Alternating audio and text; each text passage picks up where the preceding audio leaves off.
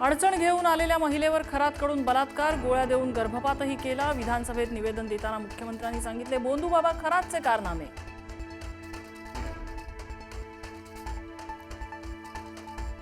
सरकारी अधिकाऱ्यांनी कॅप्टन खरातला मदत केली आहे का याची चौकशी सुरू। ज्यांच्या विरोधात पुरावे त्या सर्वांच्या चौकशीचं मुख्यमंत्र्यांचं आश्वासन।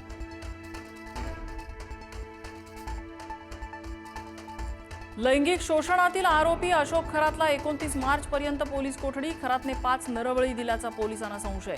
खरातकडे रिव्हॉल्वर आणि 31 कारतूसही सापडली।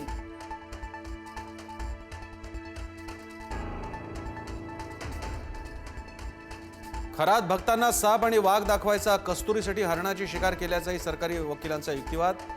खरातला विविध कायद्याची कलम लागण्याची शक्यता।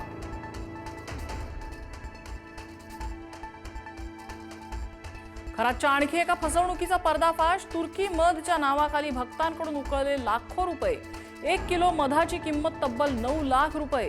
मध शक्तिवर्धक आणि कामोत्तेजक असल्याचा दावा।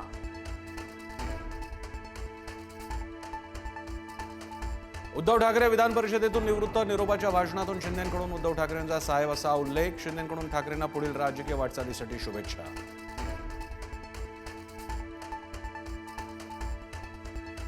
मुख्यमंत्री फडणवीसांकडून उपसभापती नीलम गोऱ्हेंविरोधात नाराजी व्यक्त। सभापती स्थानावरून दिलेले निर्देश म्हणजे ब्रह्मवाक्य नाही।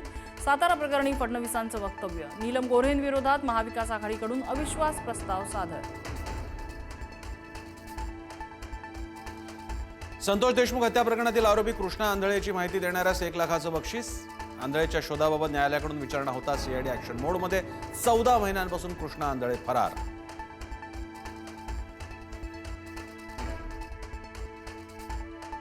नेतन्याहू आणि ट्रम्प यांच्यात चर्चा। इराणसोबत झालेल्या चर्चेच्या पार्श्वभूमीवर खलबतं।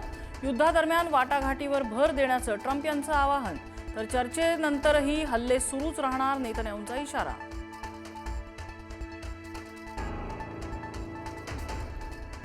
युद्धामुळे भारतासमोर अनेक आव्हानं। संकटासाठी भारत आधीपासूनच सज्ज। इंधन पुरवठ्यासाठी आम्ही प्रयत्नशील। पंतप्रधान मोदींचं राज्यसभेत निवेदन।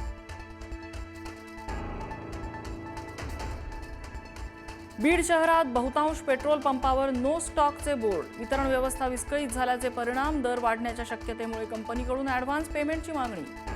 शिकूया AI ची क्रांती, चला करूया MSCIT।